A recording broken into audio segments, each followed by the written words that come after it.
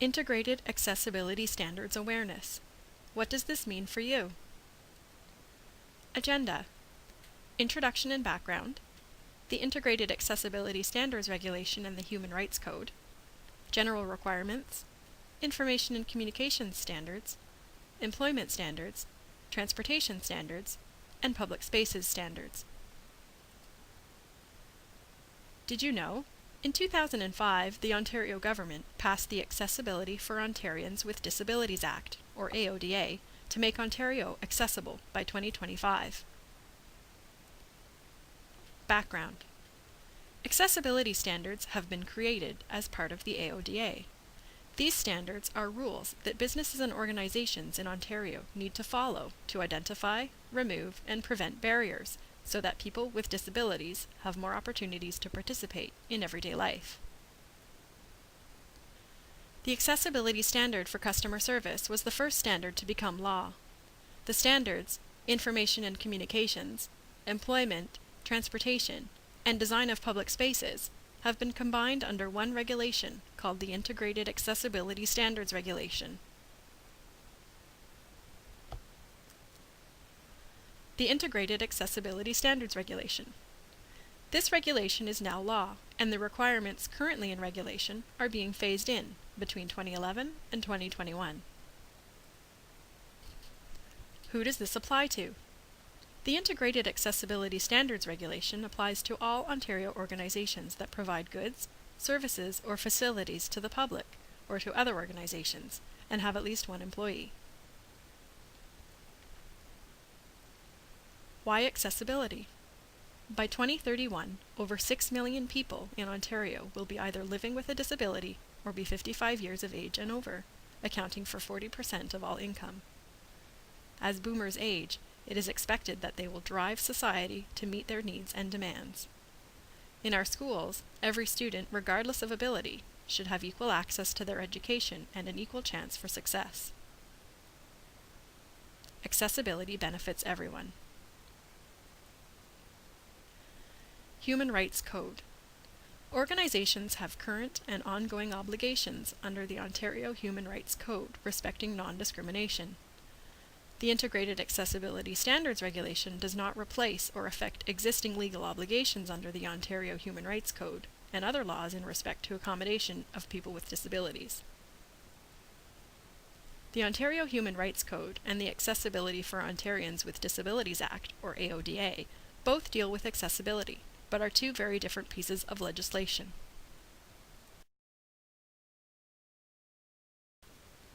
What's the difference? The Ontario Human Rights Code is an individual, complaints-based legislation that addresses discrimination.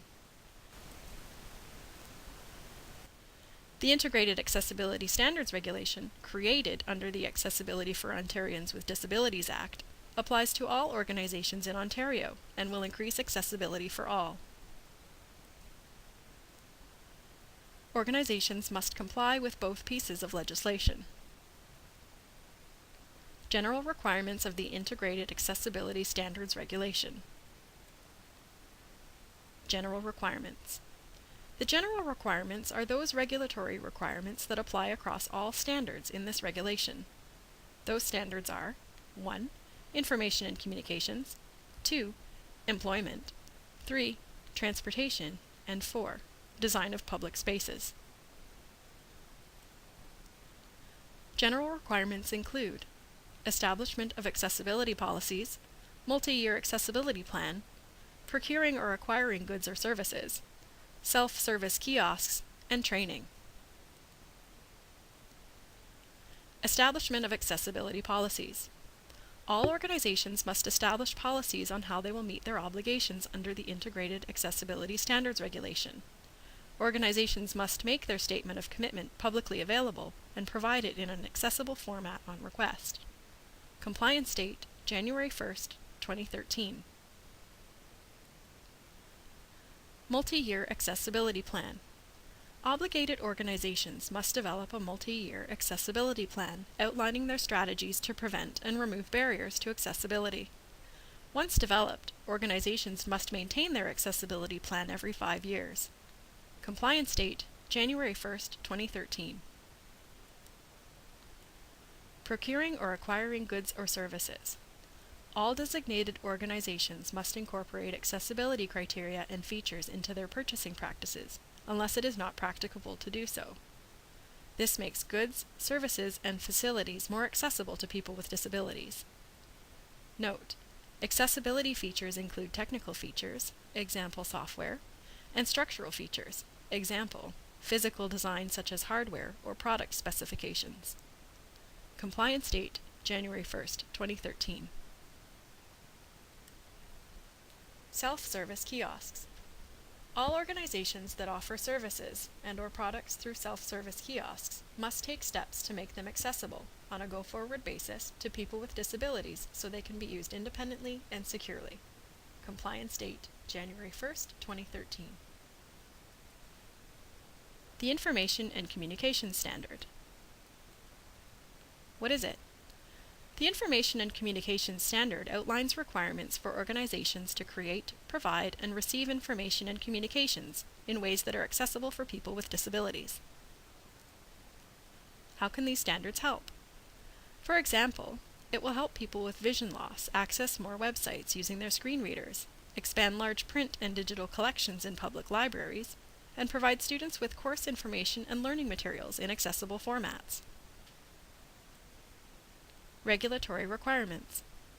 Feedback, accessible formats and communication supports, emergency procedure information, accessible websites and web content, educational and training resources, training to educators, libraries of educational and training institutions. Feedback. Every obligated organization that has processes for receiving and responding to feedback shall ensure that the processes are accessible to persons with disabilities by providing or arranging for accessible formats and communications supports upon request. Compliance date, January 1st, 2014. Feedback requirements. Organizations must make the information about their feedback processes available to the public. The processes must allow for feedback in a variety of ways, including in person, by telephone, by writing, or online. The processes must also specify the actions that the organizations are required to take when complaints are received. Accessible formats and communication supports. Every obligated organization shall provide or arrange for the provision of accessible formats and communication supports for persons with disabilities upon request. Compliance date, January 1st, 2015. What are accessible formats? Accessible electronic formats, example HTML and Microsoft Word, Braille, audio files, large print, text transcripts of visual and audio information, reading the written information aloud to the person, exchanging handwritten notes, providing a note-taker or communication assistant, captioning or audio description, assistive listening systems, augmentative and alternative communication methods, example, the use of letter, word, or picture sign language interpretation, repeating, clarifying, or restating information. Accessible formats and communication supports. As an organization, we must provide them in a timely manner, make them available at a cost that is no more than regular costs charged to other people, consult with the person regarding the suitability, and notify the public about their availability. Emergency procedures. Emergency procedures information must be available in accessible formats and upon request. Procedures may include evacuation procedures and floor plans, and information about alarms. Compliance date, January 1st, 2012. Accessible websites and web content. Internet websites and web content must conform with the World Wide Web Consortium Web Content Accessibility Guidelines, or WCAG 2.0, initially at Level A and increasing to Level AA. New Internet and intranet sites must be WCAG 2.0 compliant by January 1st, 2014. All Internet websites and web content must conform with WCAG 2.0 Level AA by January 1st, 2021. What is WCAG? Web Content Accessibility Guidelines, or WCAG 2.0, is an international standard for making websites and web content accessible to a broader range of users with disabilities. What does Level A and Level AA mean? WCAG 2.0 Level A and Level AA refer to a series of technical checkpoints that make websites and their content increasingly accessible to a broader range of users with disabilities. Level AA builds on Level A's checkpoints. Educational and training resources. All educational institutions must provide students who have disabilities with educational and training materials and/or resources, student records, and course and program information in an accessible format if notification of need is given. Compliance date January 1st, 2013. Training to educators. Educators must be provided with accessibility awareness training related to accessible program or course delivery and instruction so they can create inclusive environments in their classrooms and increase the opportunities for learning for students with disabilities. Compliance date January 1st, 2013. Educators are employees involved in designing, delivering, or instructing courses. These employees include teachers, teaching assistants, education assistants, early childhood educators, and staff of school boards. This does not include parents who volunteer, students working in job placements, or people who participate in classroom activities or act in a role of an educator. Records of the training provided must be kept. Remember to include the dates on which the training is provided and the number of individuals to whom it is provided. Libraries of educational institutions. On request, libraries of educational and training institutions will provide accessible or conversion-ready formats of library materials when they are available. This requirement does not include rare books, special collections, archived materials, or donated books and other donated materials. Compliance dates: January 1st, 2015 for print resources and materials, January 1st, 2020 for digital or multimedia resources. The employment standards. Employment standard. The employment standard under the Integrated Accessibility Standards Regulation requires employers to provide for accessibility across all stages of the employment life cycle. This does not apply to volunteers and other non-paid individuals, for example, the Board of Directors. The timeline is 2016. Employment in the Human Rights Code. Employment decisions must be based on the applicant's ability to do the job, and not on factors that are unrelated to the job. Employment requirements. Recruitment, assessment, and selection process. Notice to successful applicants. Informing employees of supports. Accessible formats and communication supports for employees. Workplace emergency response information. Documented individual accommodation plans. Return to work process. Performance management, career development and enhancement, and redeployment. Recruitment, assessment, and selection. All employers must notify job applicants who have been invited to participate in a recruitment, assessment, or selection process that, where needed, accommodations for disabilities are available on request to support their participation in the process. Employers are required to consult with job applicants who request accommodations to support them during the process. Compliance date, January 1st, 2014. Notice to successful applicants. When making offers of employment, notify the successful applicant of its policies for accommodating employees with disabilities. Compliance date, January 1st, 2014. Informing employees of supports. Employers are required to inform all employees of their policies for supporting employees with disabilities. This includes their policies on providing employment-related accommodations that take into account the accessibility needs of employees with disabilities. The information to new employees must be provided as soon as practicable after they begin their employment. Compliance date, January 1st, 2014. Accessible formats and communication supports for employees. Employers are required to consult with employees with disabilities to determine which accessible formats or communication supports they require to do their jobs effectively. Once the employer and employee have determined what the needs are, then the organization must work out how to accommodate the person. Compliance date, January 1st, 2014. Workplace emergency response information. Employers are required to prepare for emergency situations by providing employees with disabilities with individualized workplace emergency response information.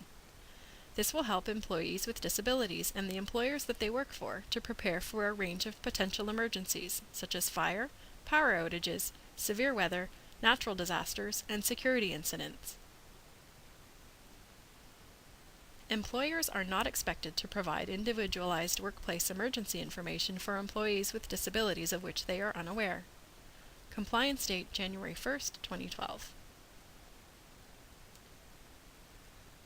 Documented Individual Accommodation Plan. Employers are required to develop an Individual Accommodation Plan, or IAP, for employees with disabilities of which they have been made aware. IAPs are a formal way of recording and reviewing the workplace-related accommodations that an employer will provide to an employee with a disability. They must be reviewed and updated so that they remain effective. Compliance date, January 1st, 2014. Return to work. Employers are required to develop return-to-work processes that document the steps they will take to help employees to return to work. This applies when they have been absent because of their disability, or when they need some form of disability-related accommodation to return to work. Employers are required to document their return-to-work processes. Compliance date, January 1st, 2014. Return-to-work processes may be appropriate for employees who have permanent, recurring, or temporary disabilities. For example, return-to-work accommodations may be appropriate when an employee has a broken leg as a result of a recreational accident, is undergoing treatment such as chemotherapy, has episodes of mental illness, or has a disease that results in an evolving or worsening disability, such as multiple sclerosis. Performance management. Many employers have annual performance reviews or other performance management processes, which can result in an employee's responsibilities changing.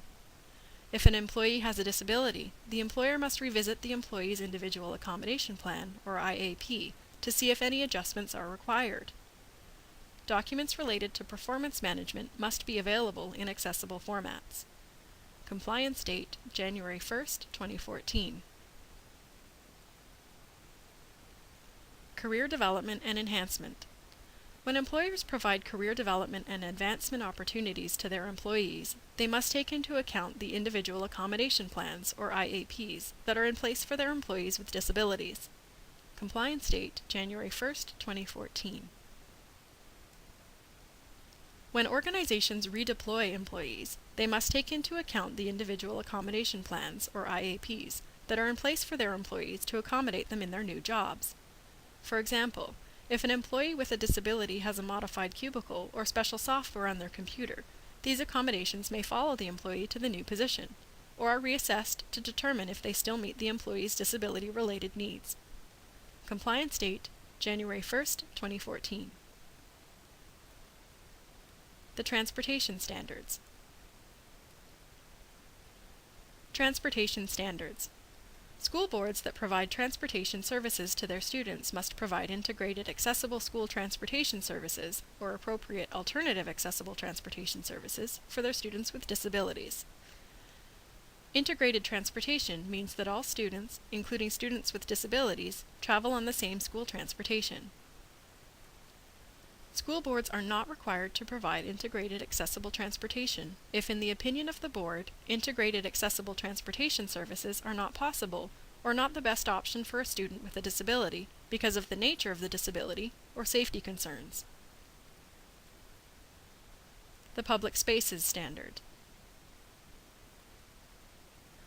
Design of public spaces. Applies to public spaces that are newly constructed or redeveloped. What does it cover? What does it cover?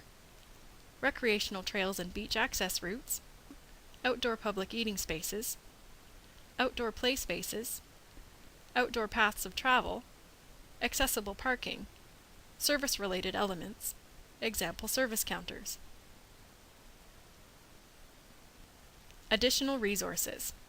For further information about accessibility in the OCDSB, please visit our website at ocdsb.ca and click on Accessibility under the About OCDSB section.